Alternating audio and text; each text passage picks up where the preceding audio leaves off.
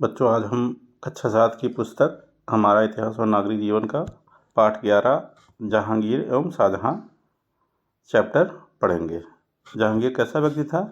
एक न्यायप्रिय शासक था। वो अपने उत्तरदायित्व को ईश्वर के प्रति अपना कर्तव्य मानता था। वो शिक्षित, सुसभ्य एवं प्रजापालक था। उसने अपने पिता से प्राप्त साम्राज्य को सुरक्षित और संपन्न रखा। जहांगीर का शासनकाल 1605 ईस्वी से लगा करके 1627 ईस्वी तक 22 वर्ष का रहा। जहांगीर कौन था? अकबर का पुत्र था। ये उसके बचपन का नाम सलीम था। जहांगीर के बचपन का नाम सलीम था। ये भी पूछा जाता है परीक्षाओं में। अकबर के नवरत्न अब्दुल रहीम खान खाना से सलीम ने तुर्की एवं फारसी भाषाओं का ज्ञान प्राप्त किया। किससे प्राप्त किया? अब्दुल रहीम खान खाना से तुर्की एवं फारसी भाषाओं का ज्ञान प्राप्त किया। अकबर की मृत्यु के बाद 1605 ईस्वी में सलीम का राज्याभिषेक नूरुद्दीन मोहम्मद जहांगीर के नाम से राज्याभिषेक हुआ है। नूरुद्दीन मोहम्मद जहांगीर के नाम से। ये भी पूछा जाता है परीक्षाओं में, किस नाम से राज्याभिषेक कराया? तो नूरुद्दीन मोहम्मद जहांगीर के नाम से अपना राज्याभिषेक कराया। गद्दी पर बैठते ही जहांगीर को सर्वप्रथम अपने पुत्र खुसरो के विद्रोह का सामना करना पड़ा। जहांगीर का पुत्र कौन था? खुसरो। जहांगीर ने खुसरो को आगरे के किले में नज़रबंद कर दिया, किंतु खुसरो कैद से भागकर लाहौर पहुंच गया। वहां उसने सिखों के 5वें गुरु अर्जुन देव से अपनी सेना के लिए आर्थिक सहयोग लिया, लेकिन शाही सेना से खुसरो की सेना परास्त हो गई, यानी हार गई। ये सिखों के 5वें गुरु अर्जुन देव से खुसरो ने सहायता ली थी, आर्थिक सहायता ली थी। और खुसरो की सेना जो है शाही सेना से हार गई। खुसरो की सहायता के कारण गुरु अर्जुन देव को मृत्युदंड दिया गया। सिख गुरु अर्जुन देव को फांसी जहांगीर के लिए नीति विरुद्ध कार्रवाई सिद्ध हुई, क्योंकि इससे सिखों का जो तब तक एक शांतिप्रिय समुदाय था, मन खट्टा हो गया और वह साम्राज्य के शत्रुओं के रूप में परिवर्तित हो गए। जहांगीर के लिए बहुत बड़ा एक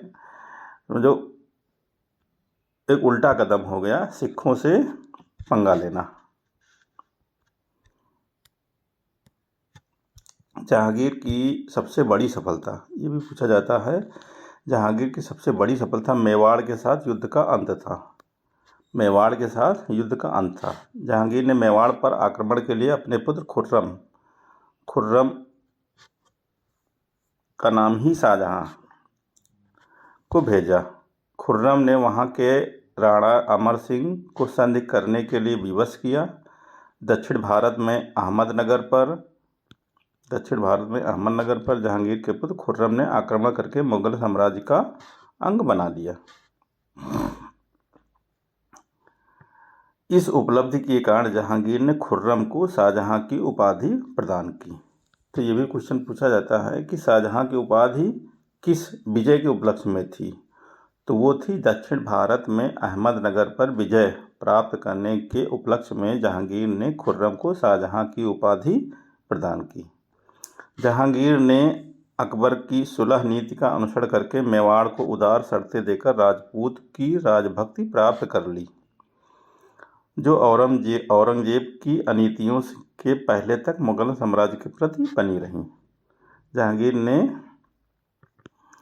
जो है अकबर की द्वारा चलाई गई सुलह नीति का अनुसरण किया और मेवाड़ को अपने राजपूतों की राजभक्ति में शामिल कर लिया। जहांगीर ने कई शक्तिशाली सरदारों एवं राजपूतों को ऊंची पदवी दी, जिससे उसका साम्राज्य सुदृढ़ हो। जहांगीर का एक व्यक्तित्व क्या था? जहांगीर सब लोगों के हृदय पर विजय पाने का प्रयत्न किया। उसने अपने विरोधियों को जो है सामान्य से क्षमादान कर दिया। जो भी है विरोधियों को क्षमादान कर दिया। बंदियों को मुक्त किया। न्याय की प्रसिद्ध जंजीर लगवाई। तो ये भी पूछा जाता है, न्याय की जंजीर किसने लगवाई? तो वो जहांगीर ने लगवाई। जैसे कोई भी सीधे बादशाह से फरियाद कर सकता था, उसने कई घोषणाएं भी करवाई जिससे उसके राज्य के लोगों के लिए अच्छे आचरण की प्रवृत्ति का विकास हो। अच्छे आचरण की प्रवृत्ति का विकास हो।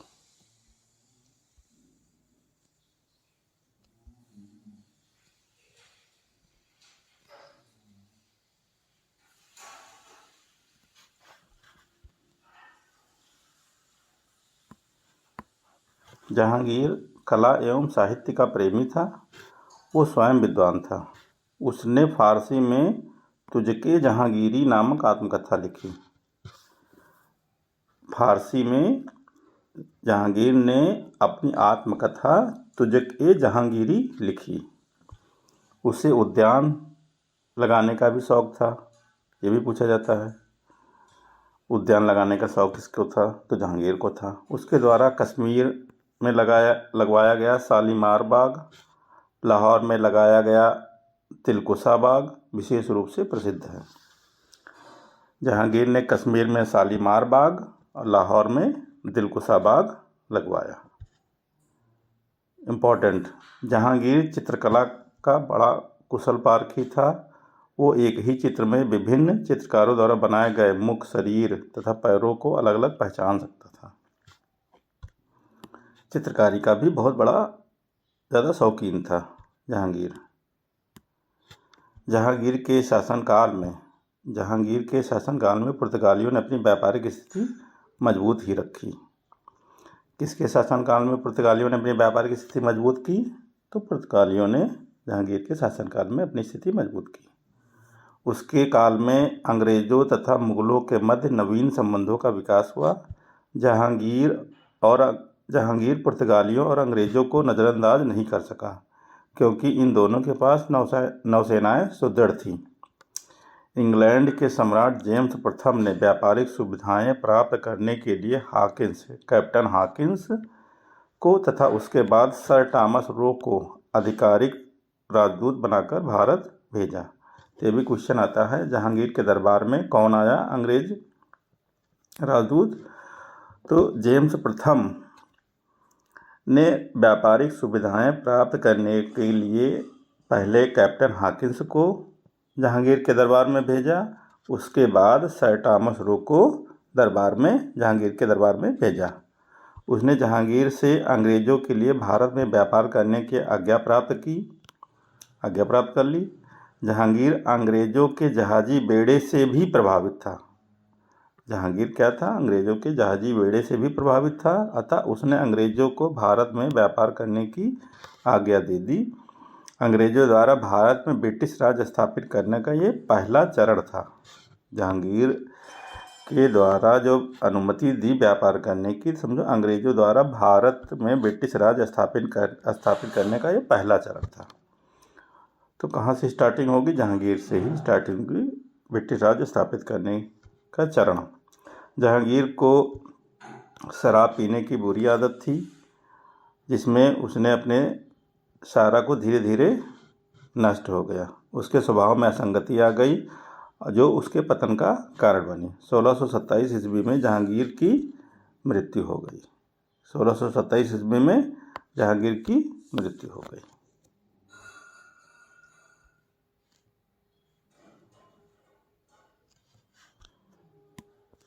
जहांगीर के काल में नूरजहां का प्रभाव। नूरजहां का बचपन का नाम मेहरुन्निसा था, ये भी पूछा जाता है। नूरजहां का बचपन का नाम क्या था? मेहरुन्निसा।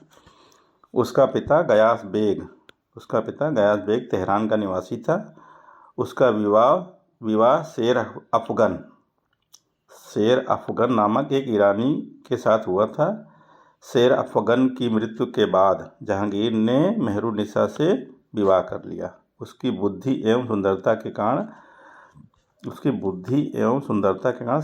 उसे जहांगीर द्वारा नूरजहां की उपाधि दी गई। बुद्धि एवं सुंदरता के कारण जहांगीर द्वारा मेहरुन्निसा को नूरजहां की उपाधि दी गई। ये भी पूछा जाता है। तो नूरजहां की उपाधि किसको मिली थी? तो मेहरुन्निसा को।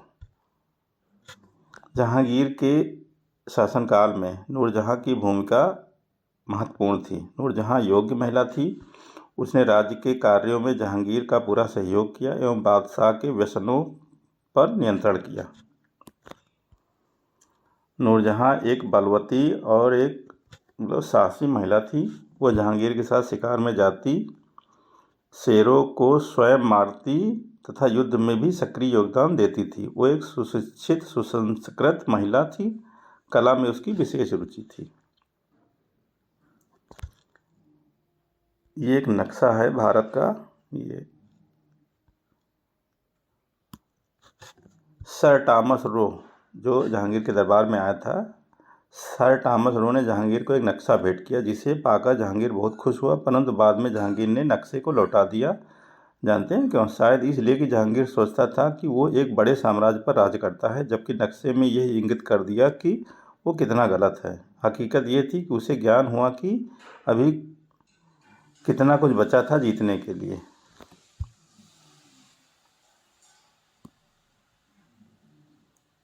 शाहजहां का शासनकाल 1628 ईस्वी से 1658 ईस्वी तक का कितने वर्ष हुआ? 28, 10, 38, 10, 48, 10, 58, यानी कितने वर्ष हुआ? 28, 38, 38, 48, 10, 58, 30 वर्ष। कितने वर्ष? 30 वर्ष। शाहजहां का शासनकाल 30 वर्ष। वो मुगलों का एक विशाल साम्राज्य था। इसने विशाल साम्राज्य की व्यवस्था के लिए बराबर सजग रहना पड़ता था। विद्रोहियों के दमन के लिए प्रायः बादशाह या उसके सूबेदार जाया करते थे। शहजादा खुर्रम 1628। खुर्रम शाहजहां का पूर्व नाम खुर्रम था। 1628 ईस्वी में शाहजहां के नाम से आगरा के सिंहासन पर बैठा।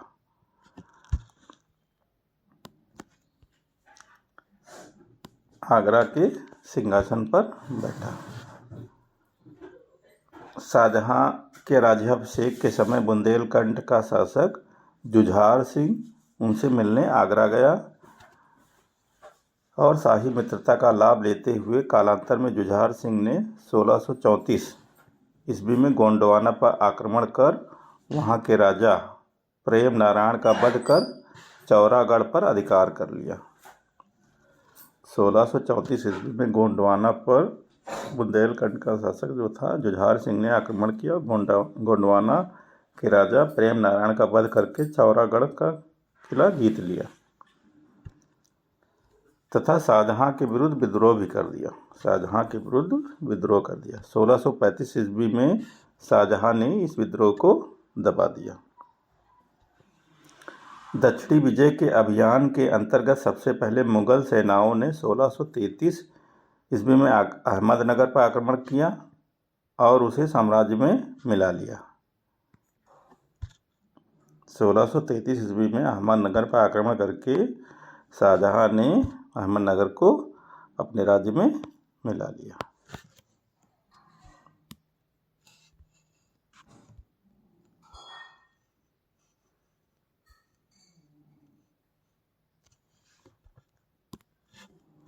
शाहजहां के पुत्र औरंगजेब के नेतृत्व में बीजापुर गोलकुंडा पर आक्रमण किया।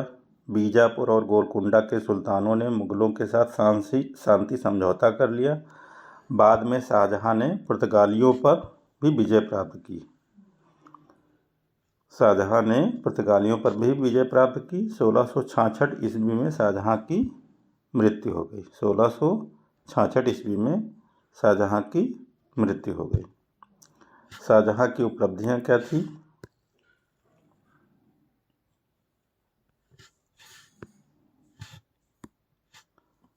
मुगल स्थापत्य कला हिंदू एवं मुस्लिम स्थापत्य कला का मिश्रण था। मुगल स्थापत्य कला हिंदू एवं मुस्लिम स्थापत्य कला का मिश्रण था। शाहजहां की शान शौकत का प्रमाण उसके द्वारा बनवाई गई इमारतें हैं। 1638 ईस्वी में शाहजहां ने दिल्ली में एक नवीन नगर शाहजहानाबाद की स्थापना कर उसे अपने मुगल साम्राज्य की राजधानी बनाया।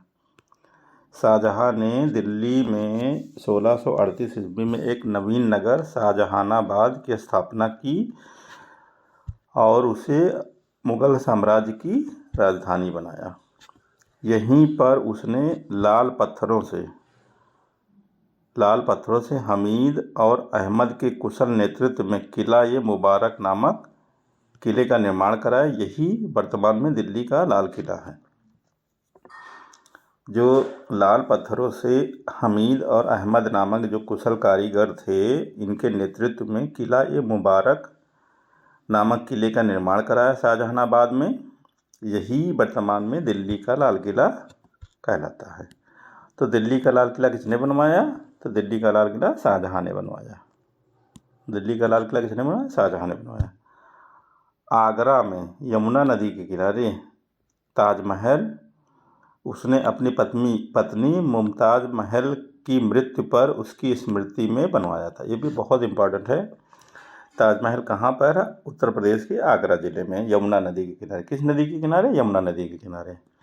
किसकी याद में बनवाया था? अपनी पत्नी मुमताज़ महल की स्मृति में ताजमहल का निर्माण कराया। ये सफ़ेद संगमरमर से बना हुआ है। प्रेम के प्रतीक के रूप में आज भी पूरे विश्व में प्रसिद्ध है। ताजमहल विश्व का सातवां आश्चर्यों में से एक है। तो ये कहाँ पे है? आगरा में है। कहाँ पे है? आगरा में। ये भी क्वेश्चन बहुत पूछा। शाहजहाँ ने दिल्ली के लाल किले में दीवाने आम एवं दीवाने खास बनवाए, जो अपनी सुंदरता में बेजोड़ हैं। शाहजहाँ ने दिल्ली में जामा मस्जिद का निर्माण कराया। ये भी पूछा जाता है क्वेश्चन। दिल्ली में जामा मस्जिद का निर्माण किसने कराया? शाहजहाँ ने कराया। आगरा में जामा मस्जिद का निर्माण किसने कराया? तो जहांआरा बेगम ने कराया। ये भी पूछा जाता है काफ़ी क्वेश्चन। शाहजहाँ ने दिल्ली में जामा मस्जिद का निर्माण कराया।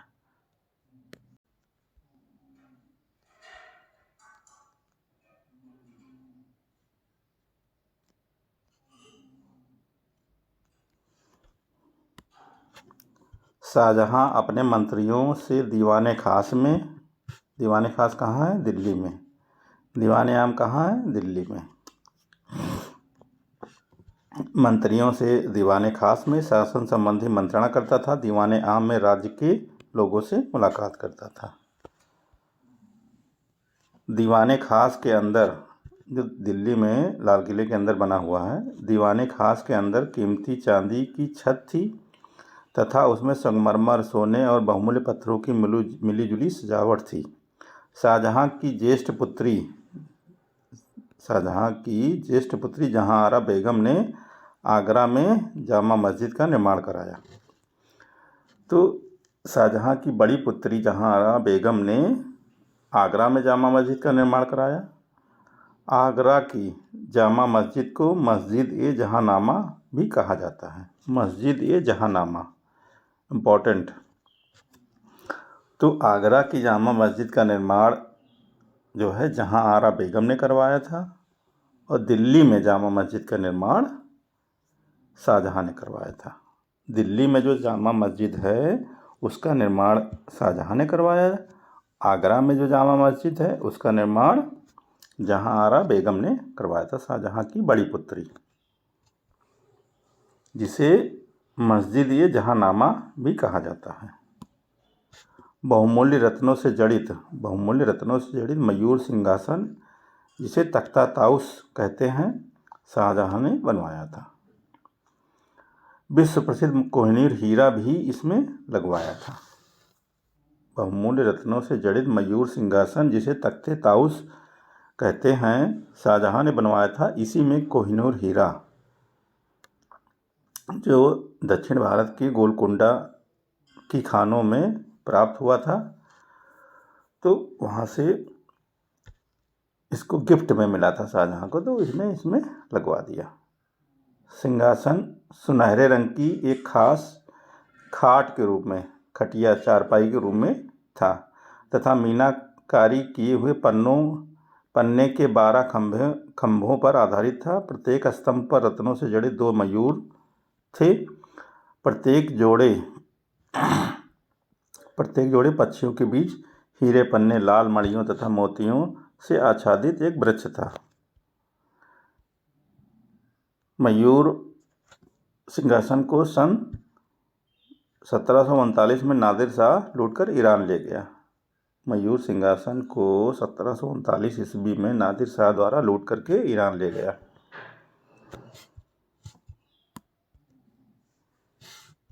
ये एक पेंटिंग है शाहजहां मयूर सिंहासन पर बैठे हुए।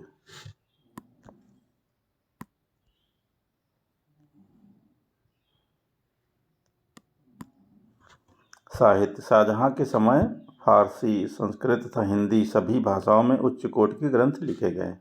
उसका पुत्र दारा शिकोह, शाहजहां का पुत्र दारा शिकोह संस्कृत एवं फारसी का विद्वान था। उसने काशी यानी वाराणसी के पंडितों के सहयोग से 52 उपनिषदों का फारसी अनुवाद सिर्र अकबर नाम से किया। अभी बहुत पूछा जाता है।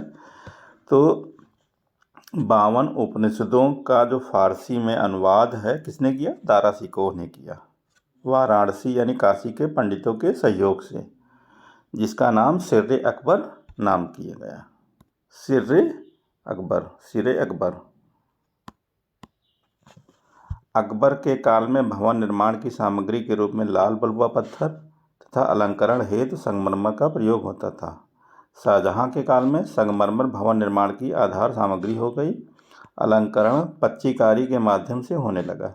संगमरमर पर रत्नों की जड़ाई को ही पच्चीकारी कहते हैं। संगमरमर पर रत्नों की जड़ाई को ही पच्चीकारी कहते हैं। ये पूरा पाठ कंप्लीट हुआ। अपना इंपॉर्टेंट पॉइंट नोट कर लीजिए। धन्यवाद।